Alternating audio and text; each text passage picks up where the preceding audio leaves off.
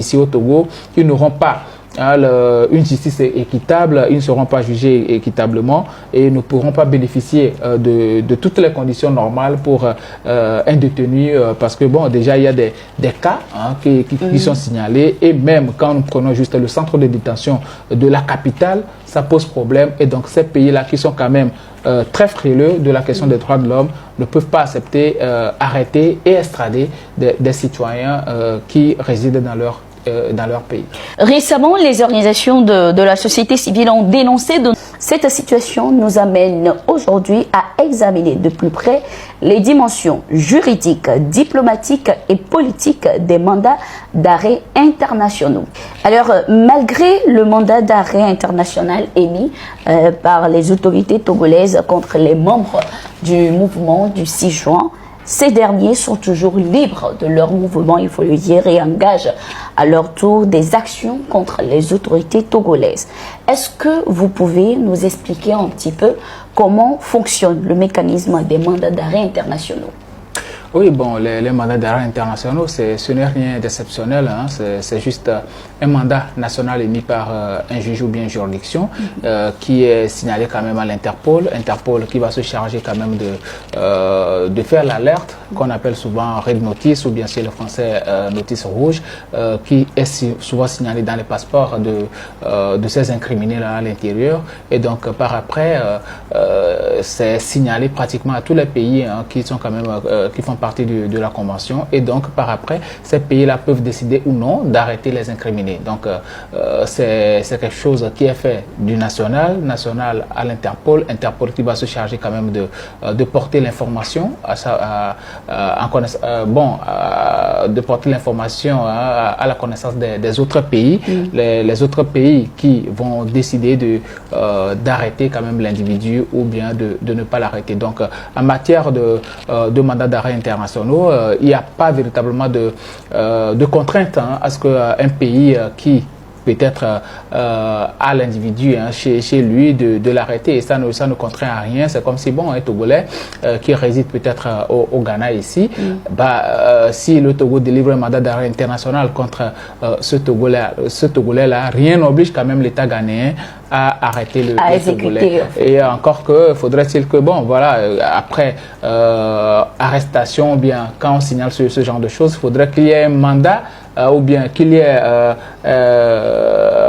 quand même comment je peux le dire, qui est un contrat quand même d'extradition entre les pays, qui est une convention d'extradition entre les pays pour que ce pays-là accepte d'extrader le citoyen ou bien l'incriminé dans le pays qui a quand même formulé le mandat d'arrêt international. Donc ces mandats d'arrêt internationaux ne sont d'aucune contrainte pour les États dans lesquels habitent les citoyens qui sont incriminés.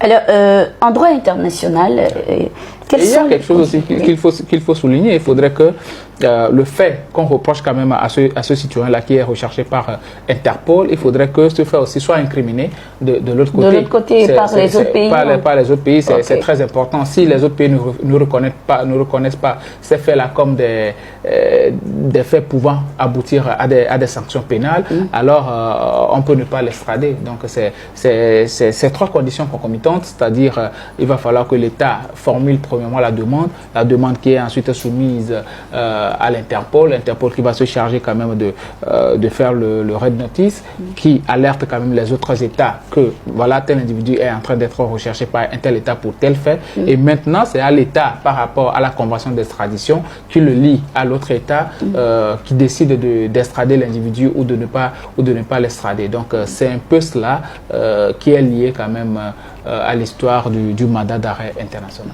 Alors, comme tout à l'heure je le disais, en droit international, quelles sont les conditions spécifiques qui justifieraient pleinement une demande d'arrestation internationale? Bon, il faudrait que les faits reprochés quand même à l'individu soient assez graves et les faits reconnus internationalement, c'est des cas de terrorisme, de corruption et d'autres faits afférents. Donc ce sont ces faits-là qui font en sorte que les États se précipitent à arrêter l'individu. C'est quand même très important de le signifier. Les cas de terrorisme, c'est quand même ce qui est le plus reconnu, hein, parce qu'on estime que c'est un individu très dangereux. Et pour l'État qui formule la demande, et aussi pour les autres États, mais aussi et surtout il faut savoir que c'est un fait incriminé ou bien reconnu pénalement par toutes les juridictions internationales. Le cas de terrorisme, donc, c'est ce qui est reconnu, les cas de corruption aussi, et d'autres faits aussi assez graves qui pourraient quand même nuire à un État. Donc, ce sont des conditions qui peuvent plaider réellement à ce que l'individu soit extradé ou bien soit ramené dans son pays d'origine pour être jugé. Mais là aussi, il faudrait que certaines conditions soient réunies, parce que premièrement, il va falloir que l'État qui formule la demande arrive à être un État assez poli, c'est-à-dire un état de droit, véritablement un état dans lequel la justice est indépendante et que l'équité dans la justice est reconnue. Et surtout, il faudrait que l'État à qui on formule la demande d'extradition arrive aussi à faire ses enquêtes et relève véritablement que les faits qu'on est en train de reprocher à l'individu ne souffrent pas ne souffrent d'aucune ambiguïté, qu'il n'y a pas des relents politiques derrière, et donc on peut accepter quand même d'extrader l'individu. Donc premièrement, pour extrader un individu, il faudrait que les faits qu'on reproche quand même à cet individu-là soit aussi incriminé de l'autre côté, mais aussi et surtout il va falloir que le pays vers lequel on va extrader l'individu, il va falloir que ce pays-là respecte les droits de l'homme, il va falloir que celui-là qu'on va extrader, ses droits soient respectés, et que ce pays qui demande quand même l'extradition soit reconnu comme pays respectant les normes internationales, c'est-à-dire les droits de l'homme.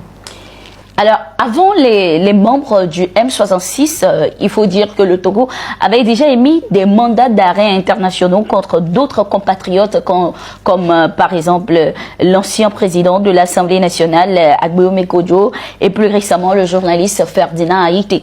Pourquoi les mandats d'arrêt émis par le Togo ne semblent pas fonctionner? Parce qu'il faut le dire ainsi, ça ne fonctionne pas.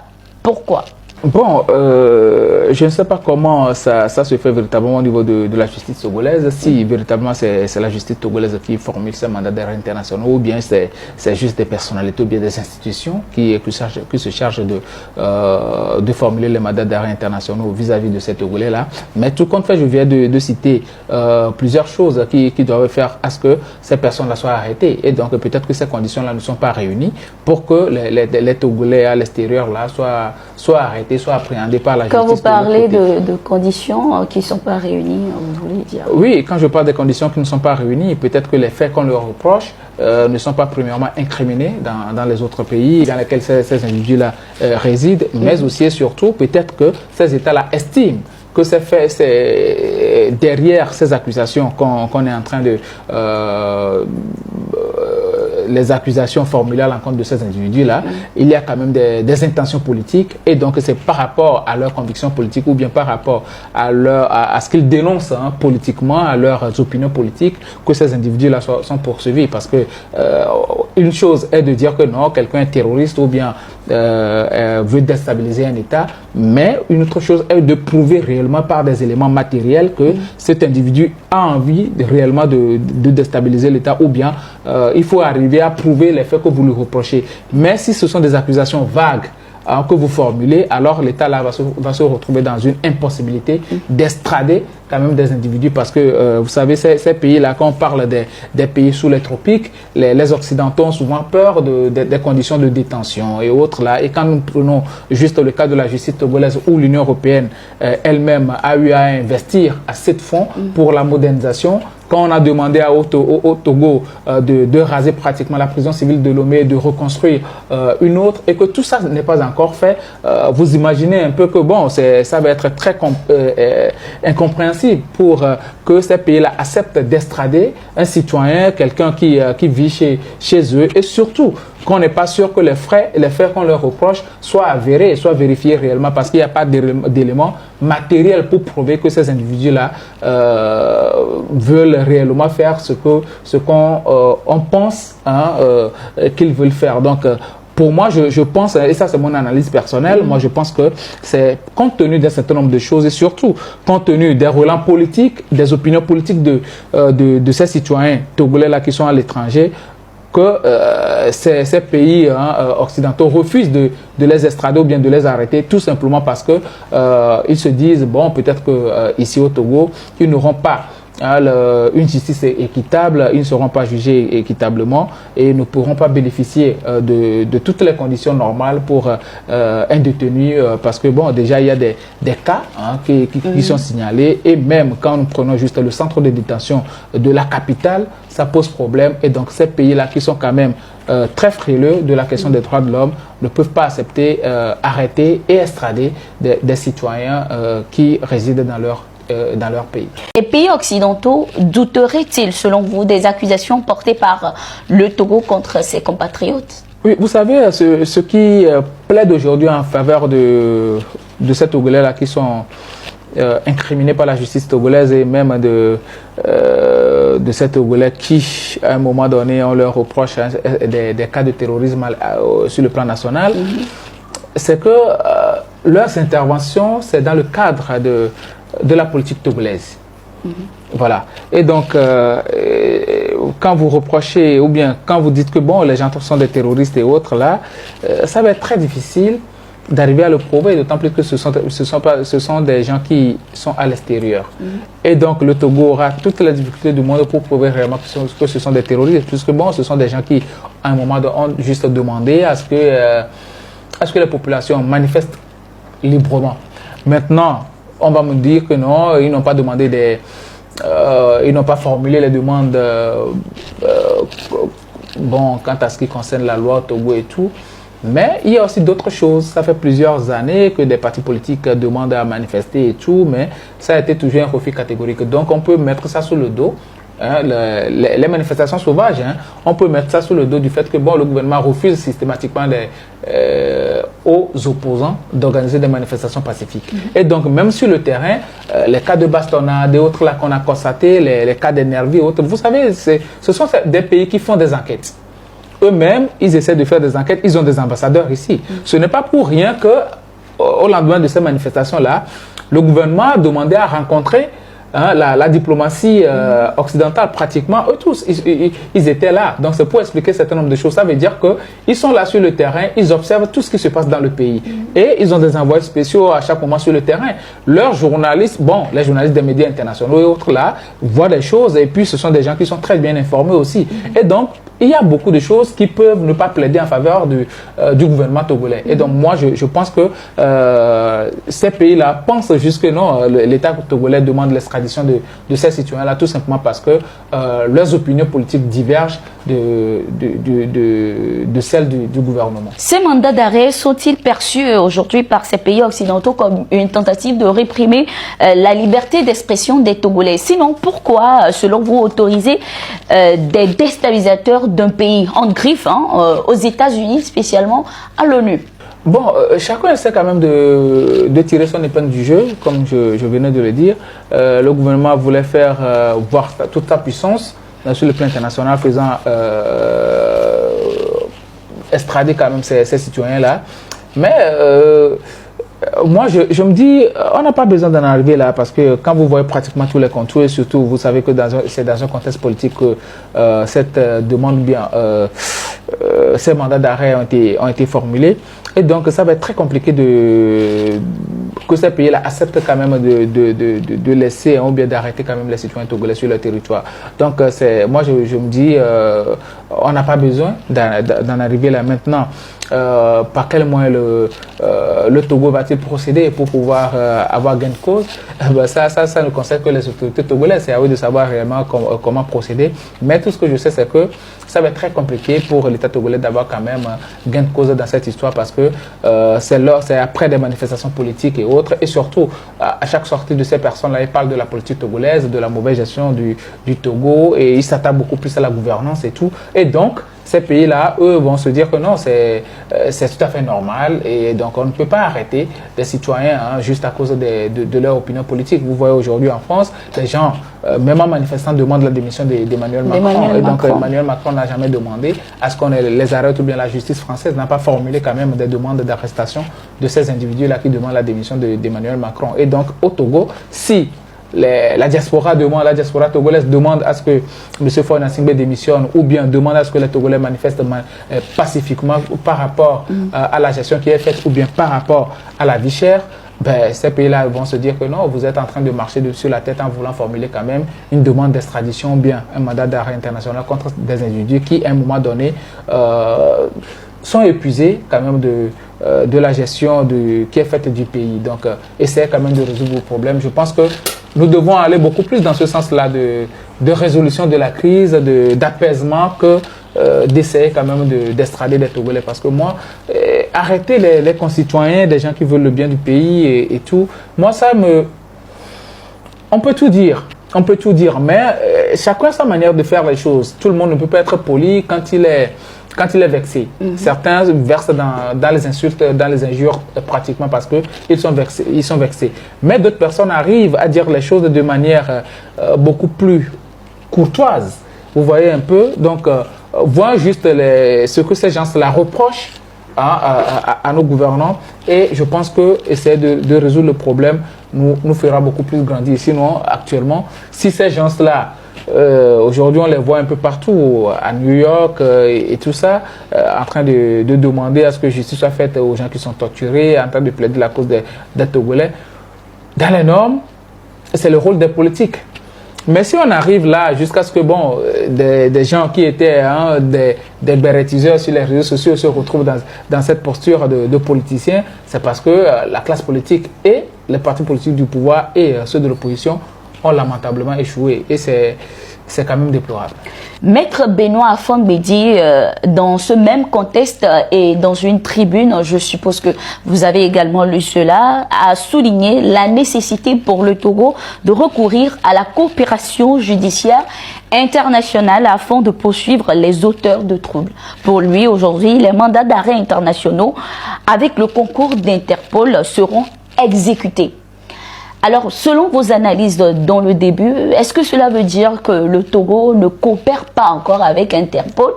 Et également, que pensez-vous de cette sortie de Maître Benoît Afang-Bédi? Moi, je ne saurais le dire parce que, vous savez, Maître Gilles Benoît Afang-Bédi, je ne sais pas s'il est avocat de l'État togolais, jusque-là, je ne sais pas trop.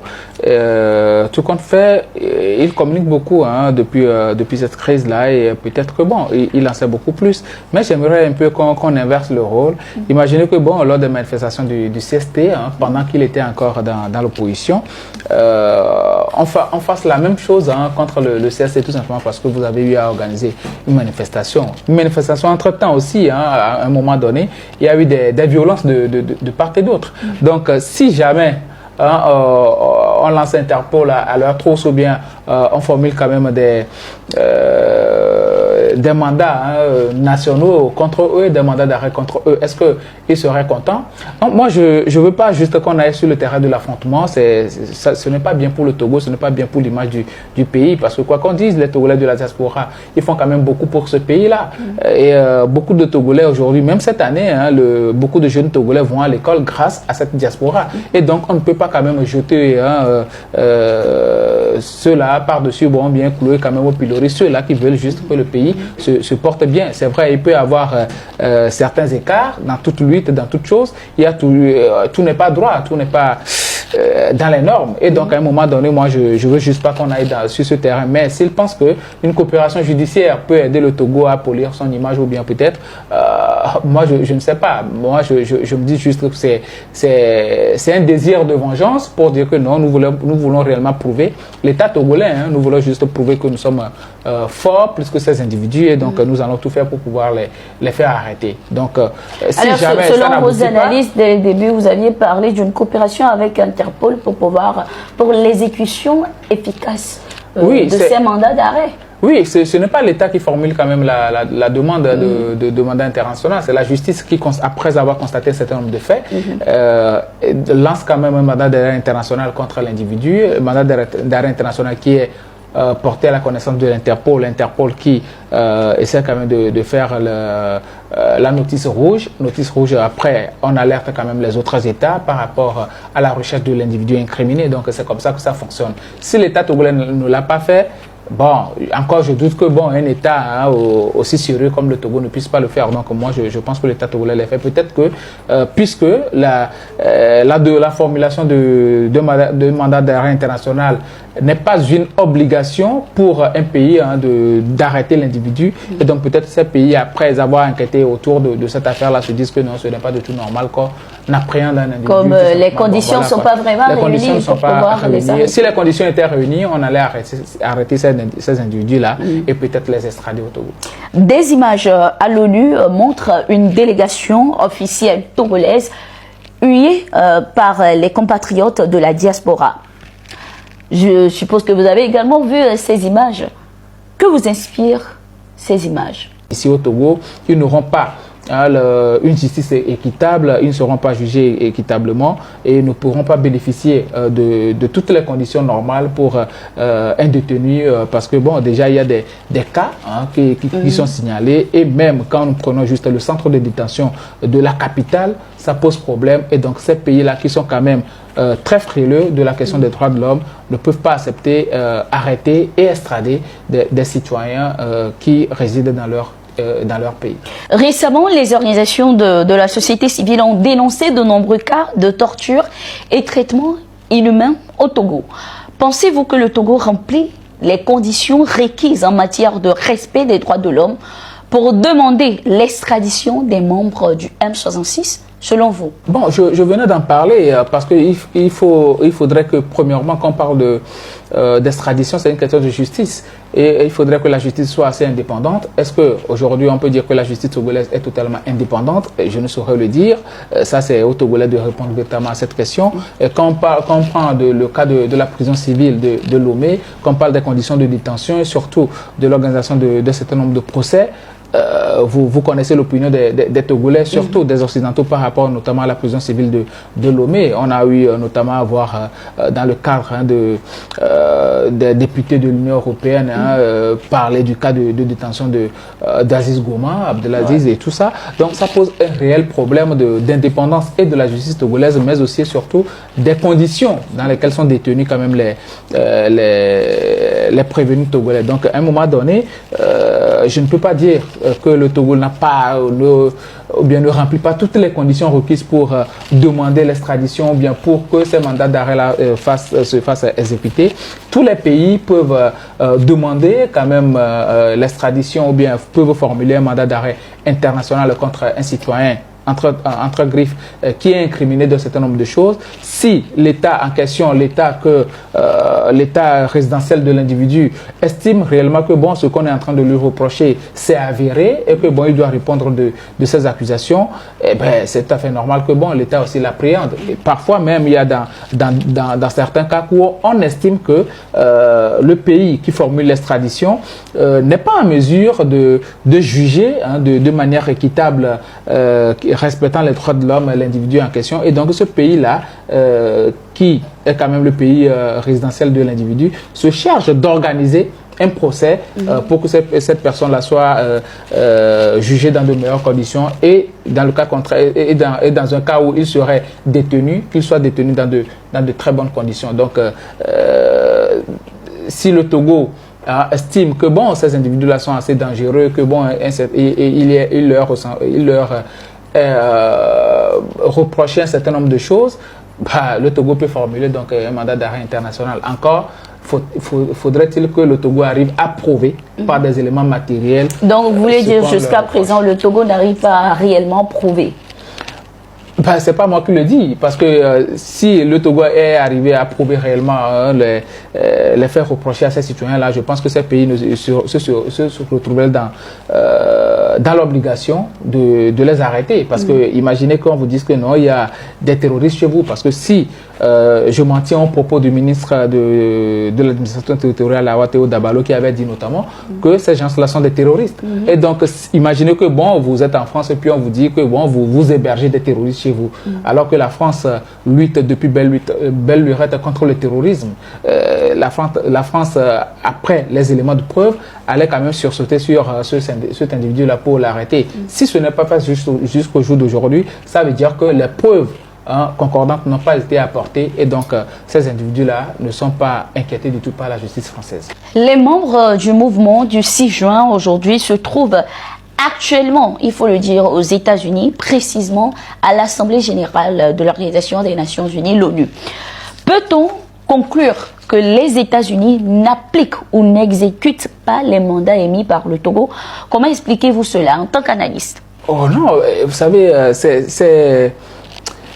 les responsables du M106, ce sont des gens qui résident dans des pays européens et même peut-être aux États-Unis, hein, si je ne me trompe pas.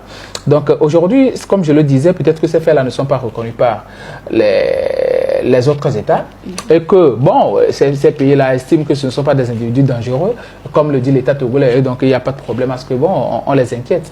Maintenant, si, vous savez, depuis le début de cette lutte entre griffes selon le M106, ça a été une guerre de communication et ça reste toujours une guerre de communication.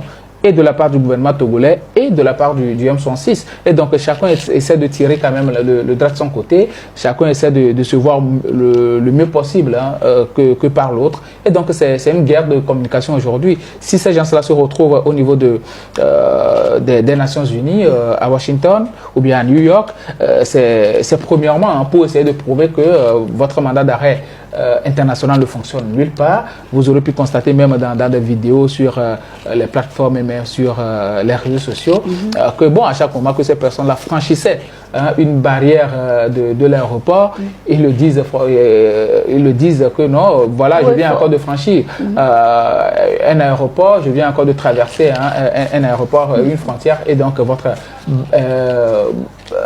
mandat d'arrêt international ne s'arrête juste qu'à Hila Kondji ou bien peut-être au niveau de Aplao. Donc aujourd'hui, c'est une guerre de communication avant toute chose.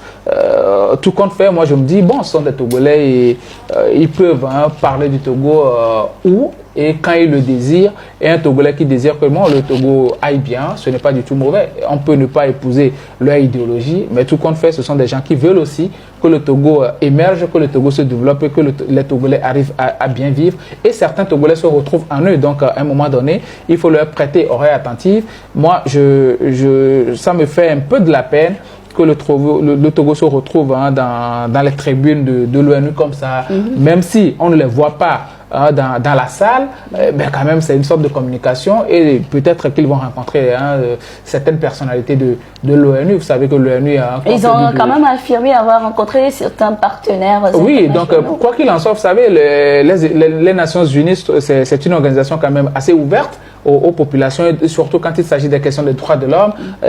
Peut-être on ne va pas les voir assis comme ça avec les plus gros dirigeants de l'ONU, mais il y a des particules de cette organisation-là qui vont se charger de les recevoir. Donc, à un moment donné, c'est l'image du Togo qui est écorchée. Et quand on sait très bien qu'à chaque moment, on va à l'EPU, examen périodique universel, pour parler des questions des droits de l'homme.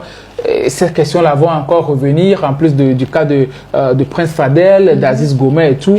Vous voyez que ça ne polie pas véritablement l'image du Togo. À chaque fois, le ministre Doucet essaie quand même de faire un travail de fond pour essayer de polir l'image du pays. Mais si ces questions-là viennent à chaque moment, vous voyez que c'est l'image du Togo qui est écorchée et l'image des dirigeants surtout qui est écorchée. Donc je pense qu'à un moment donné, le gouvernement doit sortir de cette guerre de communication aussi, parce que c'est quand même le gouvernement, il ne faut pas se rabaisser à un certain niveau, mais le M106, ils sont quand même dans leur rôle, ils veulent se faire entendre, ils veulent aboutir à quelque chose. Et donc, les dossiers qu'ils tiennent aujourd'hui par rapport aux cas de torture et autres, là, on les a tous vus ici au Togo. Il y a eu des gens qui ont témoigné, les dames à ma vie, qui ont été bastonnés et tout, avec des bleus partout sur le corps. Les gens ont eu à témoigner par rapport au cas de torture, même Amron a eu à témoigner. Vous savez, la justice internationale intervient la plupart du temps quand la justice nationale est faible. C'est vrai, aujourd'hui, peut-être je vais faire un crochet par rapport au trait des 3 pays de l'AES et de la CPI, mais moi je me dis que c'est pas ça le problème. Le problème aujourd'hui, c'est de faire en sorte que nos justices soient indépendantes et assez fortes. Si vous n'arrivez pas à juger les cas de crimes de guerre, crimes contre l'humanité chez vous, dans votre pays, alors c'est dans cette mesure-là que la Cour pénale internationale va intervenir. C'est vrai, la Cour pénale internationale a ses faiblesses, mais les cas que la Cour pénale internationale juge ne sont pas inventés, ce sont des cas réels. Quand on parle des 3000 morts en Côte d'Ivoire, ce sont des cas réels. Quand on parle du cas de Hissène Habré et autres, là, heureusement que lui, il a eu à être jugé par la justice sénégalaise. Quand on parle du cas de Jean-Pierre Bemba, ben, ce sont des cas factuels. Donc, à un moment donné, nous, Africains, on doit arriver à se remettre en cause et savoir que nous sommes en train de diriger premièrement pour les populations et donc nous devons tout faire pour protéger la population. La plupart des cas de violence sur les populations interviennent en période post-électorale, même pré-électorale. Donc, à un moment donné, si on ne veut pas s'accrocher au pouvoir en tuant les populations, je ne suis pas sûr que la CPI va intervenir. Donc, c'est à nous de nous remettre en cause. Donc, aujourd'hui, revenons au cas du Togo. Quand nous refusons de faire les choses à l'intérieur, ben, l'international va nous écouter. Le cas Cameroun, moi j'aurais voulu que le procureur de la République se saisisse de cela et ouvre une enquête judiciaire. Malheureusement, ce n'est pas fait. Peut-être que ça va se faire. Bon, ce n'est pas encore fait. Il y a eu des cas de mort, il y a eu une enquête qui est ouverte. Personne ne sait quand est-ce que ça sera clôturé. Donc si à l'intérieur, nous-mêmes, on ne fait pas des travaux de contrition, ben, l'international ne va pas nous prendre au sérieux et bon, on va faire la part belle à des citoyens qui se déplacent pour aller quand même porter la voix de cette population-là qui est entre griffes opprimée. Selon la presse française, une délégation togolaise a été à Paris en France pour tenter d'obtenir de son côté l'exécution de ses mandats. Alors, les mandats d'arrêt internationaux ont-ils, selon vous, une portée politique? Peut-on les négocier? C'est pourquoi, mesdames et messieurs, le Togo appelle à corriger la représentation de l'Afrique sur la carte du monde. Bienvenue sur Afrique 7, vous êtes de plus en plus nombreuses à nous suivre, votre engagement en commentaire et les réactions sur nos vidéos par des likes contribuent à élargir le portée de nos publications. Merci pour votre engagement. Le gouvernement togolais prouve une fois encore à l'ONU qu'il se fout complètement des aspirations profondes du peuple togolais et la fin d'alternance grandissante du peuple. Robert Doucet, ministre des Affaires étrangères du Togo, fait un cours de géographie à l'ONU au moment où le peuple togolais croupit sous la misère et de la répression. Regardez cette vidéo jusqu'à la fin. Nous vous proposons un extrait du passage du Togo à l'ONU et les réactions après le dépôt du mémorandum du M66. Avant de vous montrer tous ces vidéos, faisons un petit rappel. Dites ce que vous pensez de tout ça en commentaire. Le Togo vit une séquence politique inédite. Alors que la contestation gronde depuis plusieurs années contre le régime de Faure Gnassingbé, le mouvement M66 a franchi une étape décisive. Le dépôt d'un mémorandum auprès de l'Organisation des Nations Unies, ONU. Ce document accuse directement le chef de l'État d'être le commanditaire et bénéficiaire des crimes et atrocités commis sur la population togolaise. Une démarche qui suscite autant d'espoir que d'interrogations. Le Togo est une nouvelle fois sous les projecteurs de la communauté internationale. Le mouvement M66 vient de déposer un mémorandum explosif à l'ONU. Un document qui met directement en cause le président Faure Gnassingbé, présenté comme le commanditaire et bénéficiaire des atrocités commises contre la population togolaise. Mais une question brûle toutes les lèvres, quelle sera la portée réelle de ce mémorandum? Et surtout, quelles conséquences pour le régime au pouvoir? Quelles conséquences pour le régime? L'ONU peut-elle ignorer ce document? Vers une pression internationale et une table ronde? Dans cette vidéo, nous analysons en profondeur la portée de ce mémorandum historique et les possibles répercussions diplomatiques pour le Togo. Abonnez-vous pour rester informé de l'actualité politique et des grandes mobilisations citoyennes en Afrique. Dites-nous en commentaire ce que vous pensez du remous du M66 aux Nations Unies. Avant d'entrer dans le vif du sujet, notons qu'une multitude de Togolais se sont rendus au siège des Nations Unies pour protester et révéler les atrocités du gouvernement togolais et huer le PCM Faure Gnassingbé.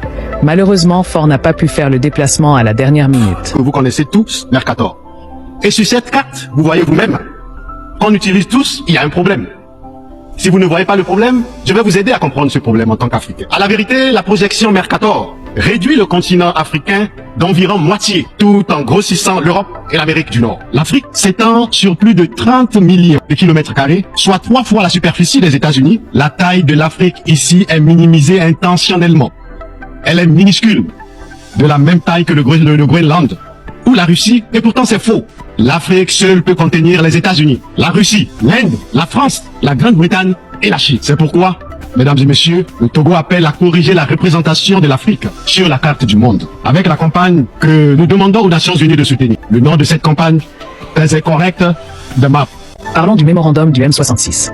Rappelons les règles du jeu. Lorsqu'un tel mémorandum est déposé devant une organisation internationale, l'ONU n'a pas le choix.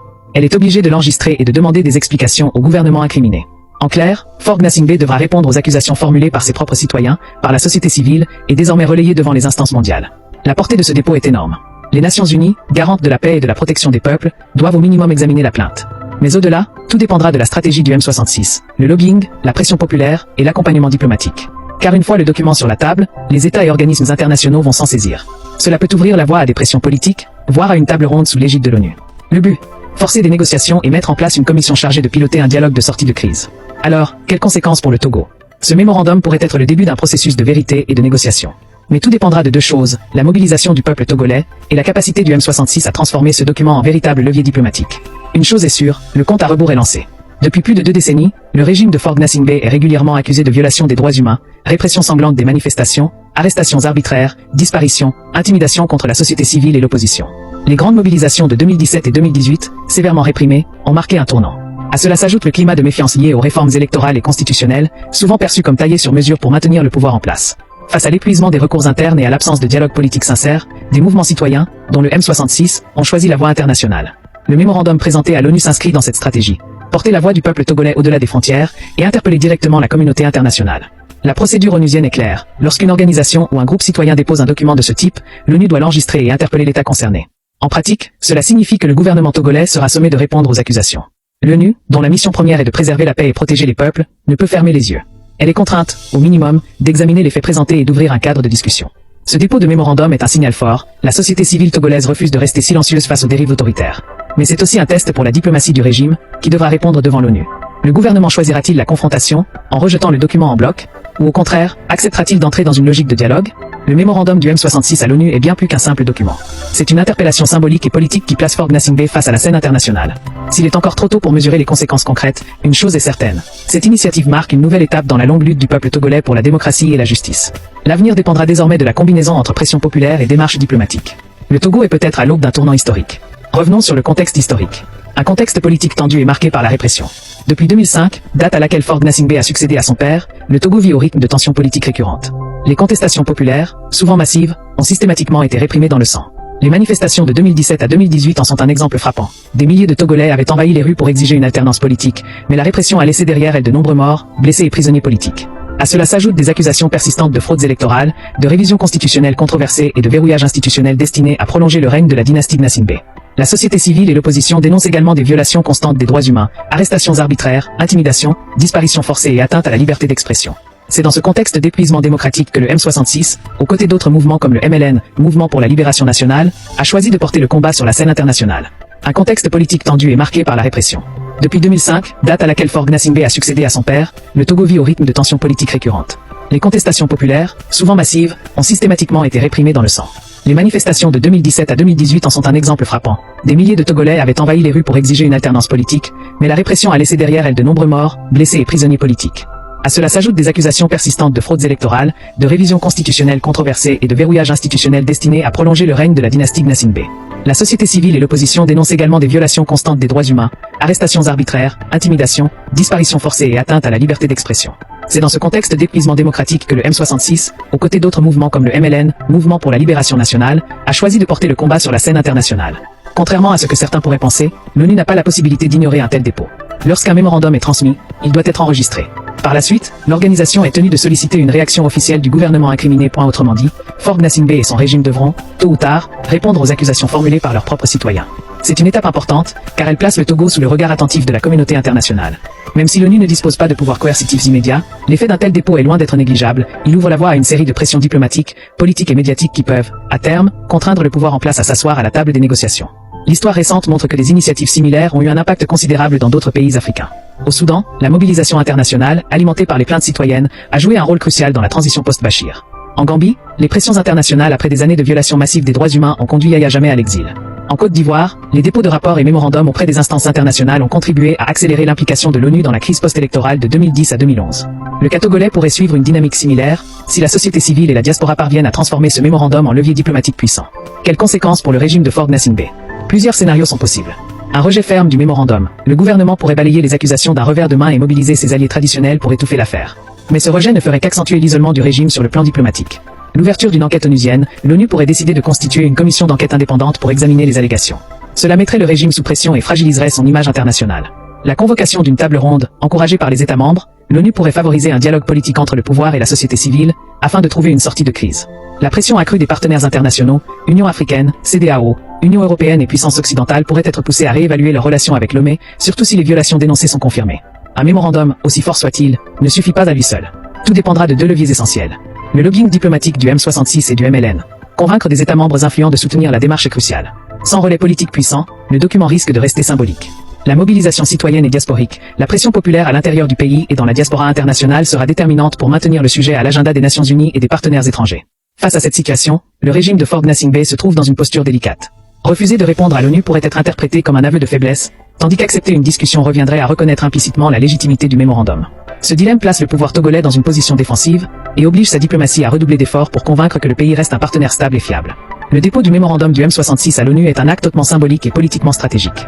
Il projette la crise togolaise au devant de la scène internationale et met directement en cause la responsabilité du régime. Si l'avenir demeure incertain, ce geste constitue sans aucun doute un jalon majeur dans la lutte pour l'alternance et la démocratie au Togo. Les prochains mois seront décisifs. Tout dépendra de la capacité du M66 et de ses alliés à maintenir la pression, à mobiliser la population et à transformer ce document en véritable catalyseur de changement. Pour le régime de Faure Gnassingbé, le message est clair, le Togo n'est plus seulement jugé par ses citoyens, mais désormais par le monde entier.